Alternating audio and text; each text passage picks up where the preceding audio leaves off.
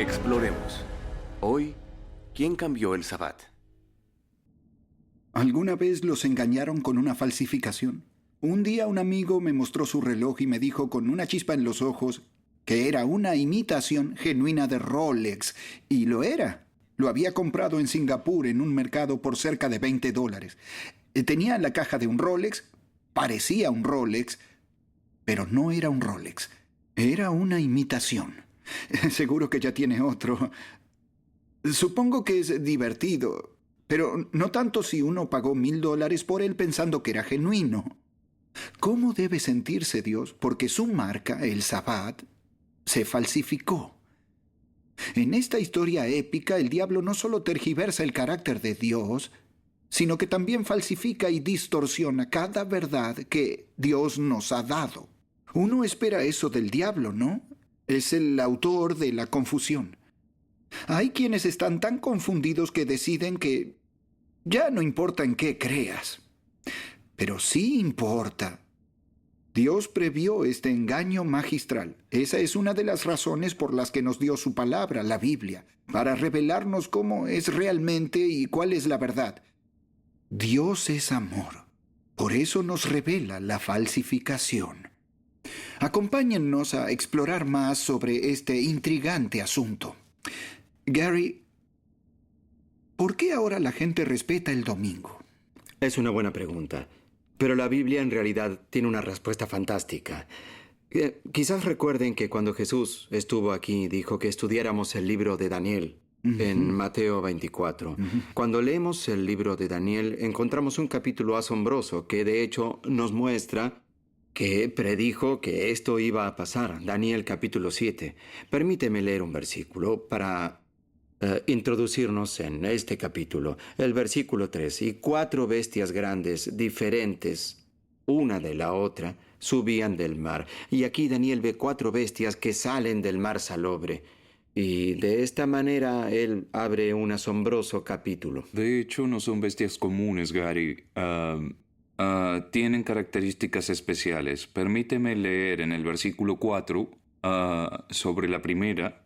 La primera era como león y tenía alas de águila. Yo estaba mirando hasta que sus alas fueron arrancadas, y fue levantada del suelo y se puso enhiesta sobre los pies a manera de hombre.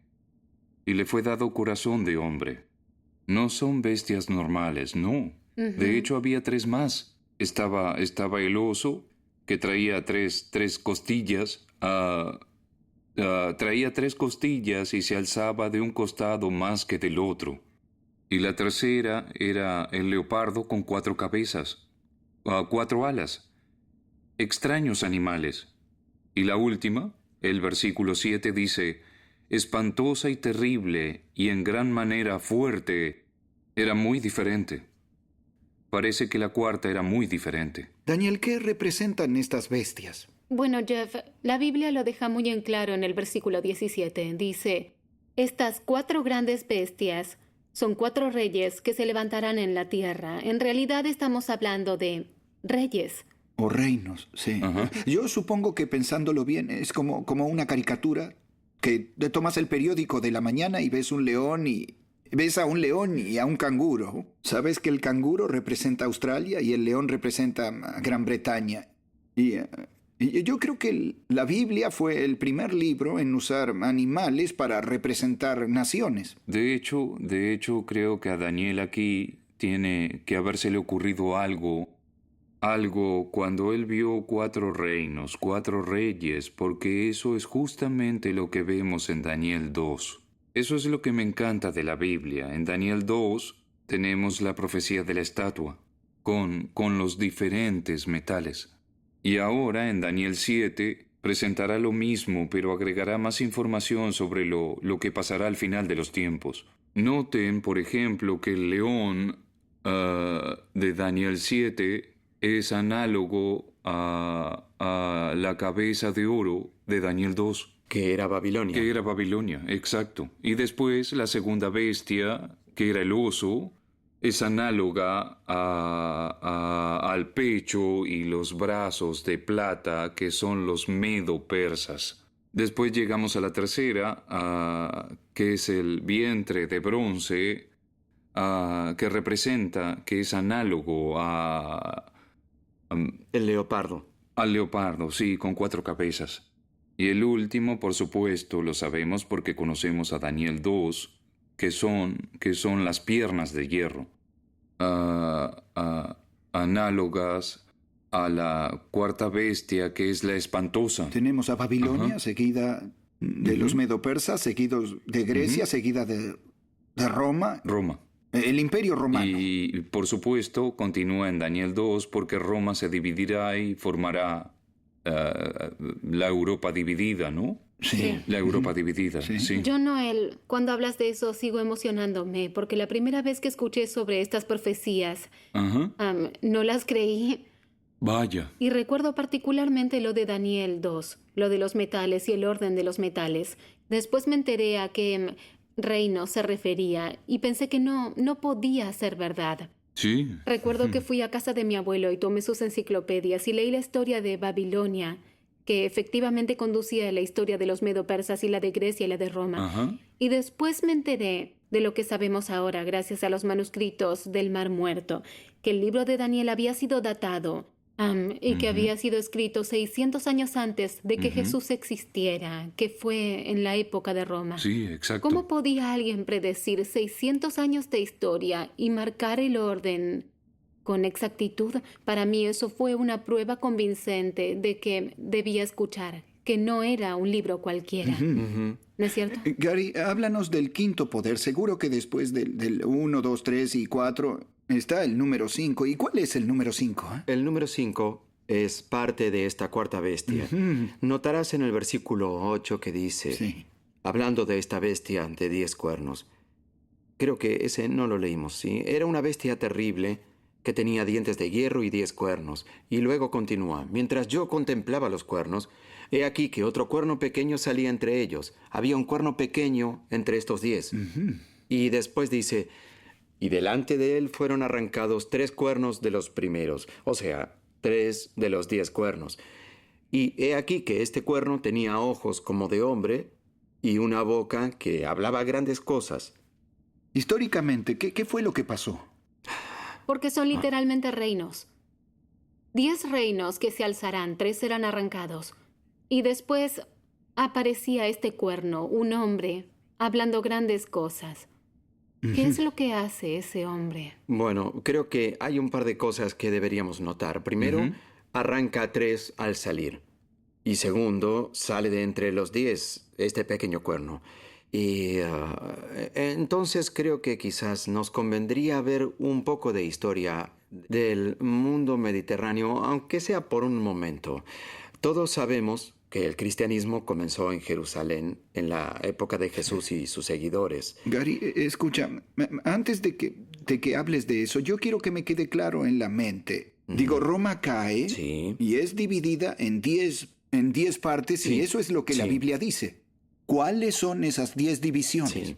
¿Cómo las llamamos hoy? Bueno, hoy las llamamos Europa Occidental, básicamente. El Imperio Romano de Occidente se separó en estas 10 divisiones y ellas se convirtieron en las precursoras de lo que llamamos Europa. Por ejemplo, anglosajones que se convirtieron en ingleses, francos que se convirtieron en franceses. Entonces, Roma continúa, pero en cierto sentido, el Imperio Romano está dividido en varias áreas que constituyen Europa Occidental. Entonces, ese pequeño cuerno está saliendo Sí. en En Europa. Europa, exacto. De acuerdo, perfecto. Lamento haberte interrumpido. No, es una buena pregunta. Entonces, el cristianismo comienza en Jerusalén.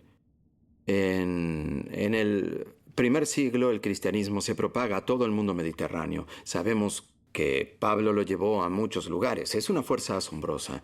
Llega el 70 después de Cristo y Jerusalén es destruida. Hasta entonces, Jerusalén había sido el centro de la religión cristiana. Ahora, el centro de la religión cristiana se muda de Jerusalén porque ya no existe más. Gravita cada vez más y más hacia Roma, a la ciudad de Roma, el corazón del Imperio Romano. Entonces vemos que a lo largo de los 2 siglos siguientes hay muchas persecuciones a la iglesia cristiana. Al final de todo eso, llega un emperador, el primer emperador cristiano, Constantino. En 312, 313 se convierte al cristianismo, acepta a la fe cristiana como una fuerza realmente importante en el imperio y con el tiempo se convierte al cristianismo, apoya al cristianismo y vemos que, sin dudas, al final de ese siglo, el cristianismo es la religión oficial del imperio romano. Sin embargo, Sí, disculpe. iba a preguntarle a Jan, ¿quién es ese cuerno pequeño que sale de Europa de sus 10 divisiones, que de hecho arranca a 3? Bueno, cuando tomamos la Biblia y la comparamos con la historia, es la iglesia medieval, es la iglesia cristiana. Y de hecho, cuando estudiamos Daniel 7, tenemos varias diferentes marcas identificatorias y indica a la iglesia cristiana. Es una revelación asombrosa, lo ¿verdad? es. Creo que hay otra cosa importante, rápidamente. Cuando rastreas un poco más de la historia de la Iglesia cristiana y de Europa, ves que los obispos de Roma estaban complicados, porque 3 de esos poderes, los ostrogodos, los érulos y los vándalos, dominaron esa parte de Europa por un tiempo. Fue difícil para los obispos de Roma.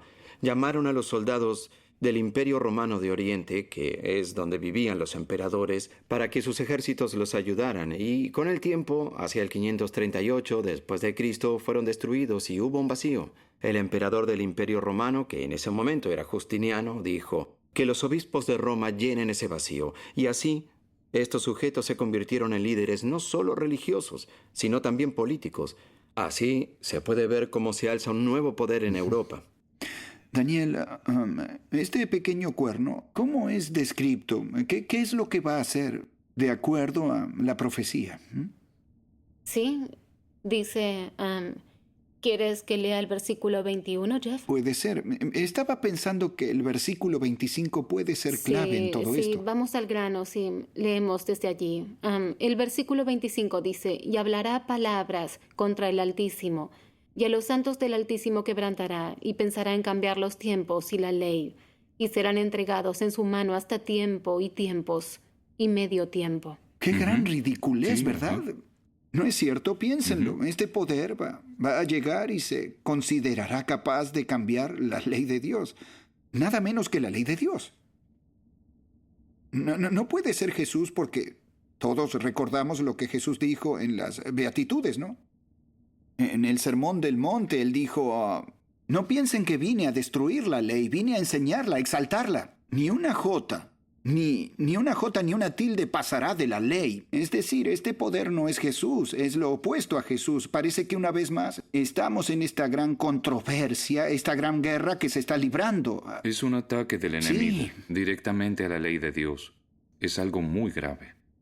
Bien, John, cuéntanos un poco sobre este asunto o este plan de cambiar el tiempo y de cambiar la ley. Estamos hablando del Sabbat. Porque hoy sabemos que el verdadero día de adoración ya no es más el séptimo día, como la Biblia nos enseña. La mayoría de los cristianos respetan el domingo. Entonces hubo un cambio de tiempo y el Sabbat se movió del sábado al domingo. Permíteme retroceder un momento. Algunos de nuestros televidentes quizá no entiendan que el único de los 10 mandamientos que habla del tiempo es el cuarto. Ujú. Es el cuarto mandamiento. Exacto. Digo, ninguno de los 10 mandamientos, excepto el número 4 que dice que nos acordemos del séptimo día para santificar los 6 días. Sí, exacto. Digo, el séptimo es el Sabbat. Es cierto. El único que habla del tiempo, por lo tanto, se refieren a él cuando se habla de la ley y de los tiempos y la ley. Sí, así es. Pero no solo los tiempos cambiarán, también dice la ley. La ley. Por eso cuando vemos los 10 mandamientos, vemos que el segundo mandamiento se quitó, ¿sí? El que dice que no nos inclinaremos ante las imágenes. Lo que estás diciendo es que no está más en la Biblia, que el segundo mandamiento ha sido quitado. Sí, bueno, yo hablo de la iglesia cristiana. En los libros de enseñanza. Y si vas a catequismo, por ejemplo, ya no ves ese segundo mandamiento. Ha sido quitado, exactamente como Dios predijo a través de Daniel. Ahora tenemos 9, entonces si quitamos el segundo, el 10º ahora fue dividido para compensar el que ya no tenemos. Entonces, efectivamente, es justo lo que Daniel observó en esa visión. El enemigo hizo un trabajo sucio, a través de la iglesia cristiana. Atacó la ley de Dios. Ese cambio del que estás hablando, hace unas semanas, busqué en Internet para verlo y noté lo mismo en el catequismo de Internet. Tiene esa alteración. Exactamente, ¿qué buscaste, Gary? Solo busqué la página, busqué los 10 mandamientos en catequismo y apareció en Internet. Estaba explicado en la página web de la iglesia. Entonces el segundo mandamiento que habla de las imágenes había sido quitado. Sí, quitado, claro. Y para llegar a 10, dividieron el último mandamiento, como dijo Jean, en 2. No codiciarás la mujer de tu prójimo, no codiciarás los bienes ajenos. Son 2 separados en el catequismo, pero en la Biblia es uno. Y en realidad, hace unos años, yo estaba estudiando la Biblia con una dama que cuando vio eso dijo, vaya, me siento engañada. Pensé que había 10, pero hay solo 9 en el libro de enseñanza con el que había aprendido. Creo que aquí entra todo el tema del que estamos hablando, de la falsificación, porque la gente cree que respeta los 10 mandamientos porque sigue habiendo 10, ¿verdad? Sí, la Biblia dice eso. Pero si no leyeras la Biblia, Sí, así es. nunca te enterarías de que hubo un cambio. Por eso debemos regresar a la Biblia. Para los que realmente amamos a Dios, esta es nuestra brújula, desde la primera hasta la última palabra. Sí. Sí, ahora disculpen un momento. Lo que realmente me emociona es que hasta Pablo habla de eso. Porque estuvimos leyendo el Antiguo Testamento y Daniel lo dice. Pero Pablo dice lo mismo justo aquí en la segunda a Tesalonicenses capítulo 2. Leí los versículos 3 y 4. Escuchen esto, amigos. Dice: nadie os engañe en ninguna manera, porque no vendrá sin que antes venga la apostasía. ¿De qué está hablando? Y se manifieste el hombre de pecado, el hijo de perdición, el cual se opone y se levanta contra todo lo que se llama Dios o es objeto de culto, tanto que se sienta en el templo de Dios como Dios haciéndose pasar por Dios. Aquí mismo Pablo predice la llegada del hombre inicuo, del que intentará hacerse pasar por Dios. Porque eso es el pecado, ¿no? Es contra los mandamientos de Dios, de la ley de Dios. Por eso el hombre pecador. Sí, qué Exacto. interesante. Bien, es una denuncia muy audaz, ¿no? Pablo dice que va a creerse que es Dios en la tierra. Digo, es una denuncia formidable. Eso es lo que dijo Daniel, de hecho, cuando leímos sobre las grandes cosas que hablaría.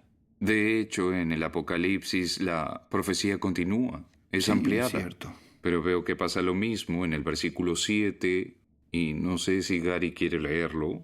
Bueno. Dice: Porque ya está en acción el misterio de la iniquidad. Entonces ya empezó, incluso en la época de Pablo, al parecer, ya está en acción. Después en el versículo 8 dice: y entonces se manifestará aquel inicuo a quien el Señor matará con el espíritu de su boca y destruirá con el resplandor de su venida. Desde la época de Pablo que sucede esto. Tiene que ser una fuerza que crece con el tiempo. Sí, es una claro, fuerza es lo inicua. mismo que Daniel dijo contra Exacto. la ley. Pablo dice iniquidad, que significa lo mismo. Es por esto que cuando los estudiantes de la Biblia estudian el libro de Daniel, ven que Pablo cita de Daniel 7, el Apocalipsis cita de Daniel 7. Sí. De allí sacan las ideas del libro de Daniel, los inicuos que cambian los mandamientos de Dios.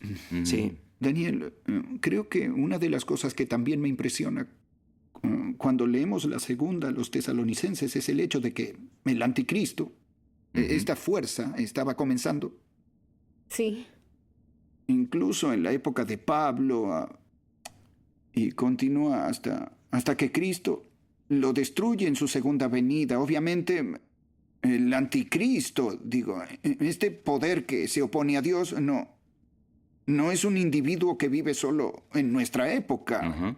El sistema está entre nosotros desde hace 2000 años, sigue vivo y bien, y continuará así hasta que Jesús venga, ¿verdad? Otra cosa que es interesante al respecto es que estamos hablando sobre este hombre que va a decir grandes cosas contra el Altísimo y va a querer cambiar los tiempos y las leyes. Cuando nosotros vemos el Éxodo 20, leemos los 10 mandamientos completos. Al lado del Sabbat dice, acuérdate del día de reposo para santificarlo, insinuando que en algún momento el Sabbat va a ser olvidado. ¿Y por qué Cierto. es importante recordarlo? Está ¿saben? implícito. Ujú. Gary, vuelvo a la pregunta que te hice al principio. ¿Por qué los cristianos, por qué respetan el domingo? ¿Por qué? Sí. Bueno, ya vimos lo que las escrituras predijeron, no hay dudas. Daniel lo predijo y Pablo también habla de un cambio, del inicuo que llegará. Cuando estudiamos la historia del Sabbat y del domingo y todo eso, notamos que en el Nuevo Testamento, en el siglo I, los cristianos están respetando el séptimo día, el sábado, el Sabbat. También Pablo respeta el Sabbat muchas veces, Jesús respeta el Sabbat. Juan en el Apocalipsis respeta el Sabbat. En el siglo I está claro que el Sabbat se respeta. Sin embargo, cuando llegamos a los siglos II y IV, notamos que, en los libros de historia, por supuesto, que la gente de todo el mundo mediterráneo comenzó a respetar 2 días. Es interesante, no solo el Sabbat. Los documentos de historia lo demuestran, sino también el domingo. Son 2 días. Del siglo II al IV la gente respeta 2 días, excepto en Roma. Allí conservan un día hacia el siglo IV. Podríamos preguntarnos, ¿por qué 2 días? Bueno, la razón de eso es que Roma, en ese momento, era la central de la religión pagana. Hasta el siglo III a IV, desde el 100 hasta el 200, es el corazón del imperio romano pagano. Y esta gente adoraba al dios Sol. Por ejemplo, tenían la religión mitraica que adoraba al sol. Entonces, ¿por qué razón los cristianos agregaron el domingo? Porque ellos sentían que era algo que sus amigos paganos también tenían. Tomaron el día domingo y le agregaron ceremonias cristianas. El Hijo de Dios, el Hijo de la Justicia. Entonces, el domingo comenzó a ser adoptado por los cristianos hasta que llegó Constantino, que, efectivamente, para unir estos imperios, lo que hizo fue ordenar que se conservara el domingo. Jan Noel, regresemos al tema de los domingos. ¿Por qué fue tan fácil para la gente respetar ese día? Creo que Gary dijo algo al respecto. Debido al paganismo de la época, había tensión entre los judíos y el imperio romano.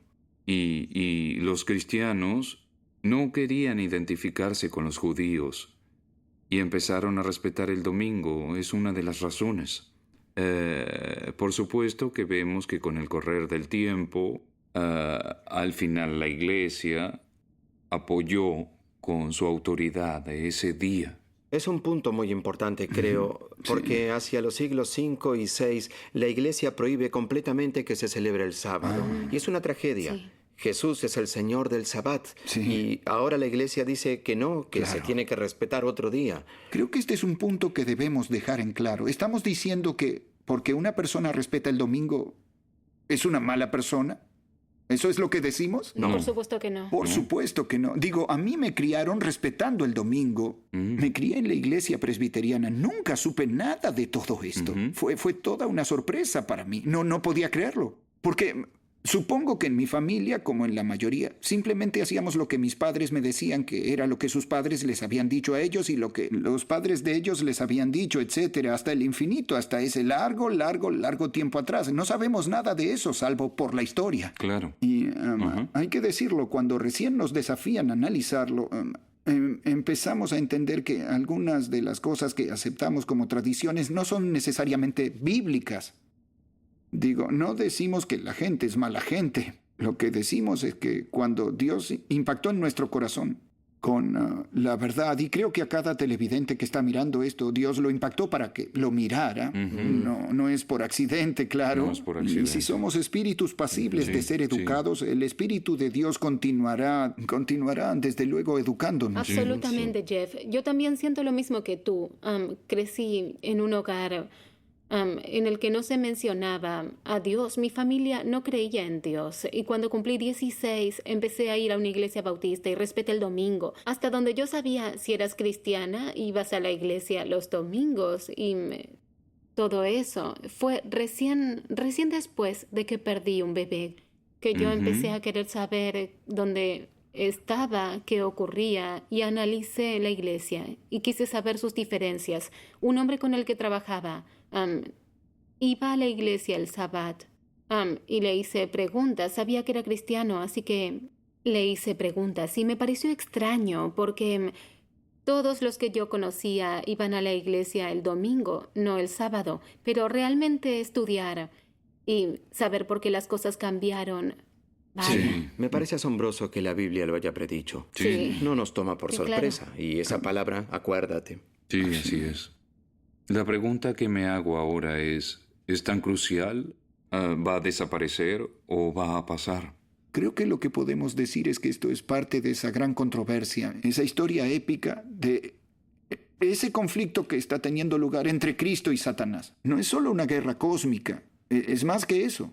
Esta es una guerra personal.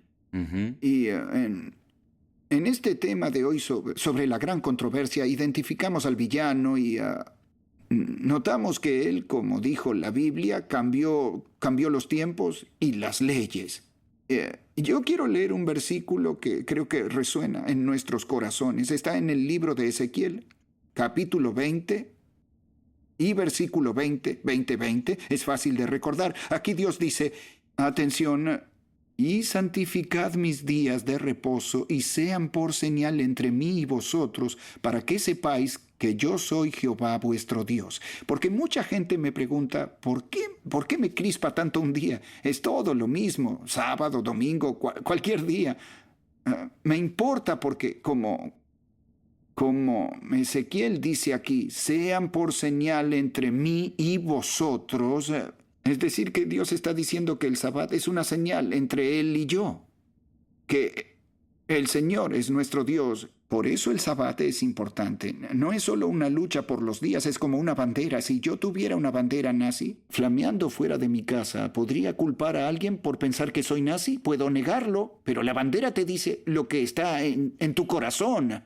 Digo, el Sabbat es la bandera que colgamos para indicar nuestro amor por Jesús. Y recuerden lo que Jesús dijo, si me amáis, guardad mis mandamientos. Y uno de esos mandamientos, como mencionamos hoy, es acuérdate del día de reposo para santificar los 6 días y el Sabbat. Puede ser algo nuevo para muchos, quizá tengamos el corazón confundido, pero rogaré para que Dios les dé un corazón que responda a su Sagrado Espíritu mientras estudiamos más y más de estos maravillosos temas. Ahora oremos. Maravilloso Padre nuestro que estás en el cielo, quiero agradecerte de nuevo por la maravillosa historia que nos revelaste, que estamos en medio de una batalla entre el bien y el mal, entre Cristo y Satanás, y porque quieres indicar que te mostremos lealtad. Una de las maneras en que mostramos nuestra lealtad, según lo que tú nos enseñaste, es respetando los mandamientos, no como medio para llegar al cielo, sino porque te amamos. Te ruego que bendigas a todos los televidentes hoy. Bendícenos a cada uno de nosotros. Manténnos leales y ayúdanos a obedecerte. Apóyanos hasta el día en que Jesús vuelva. Te lo ruego en nombre de Jesús. Amén.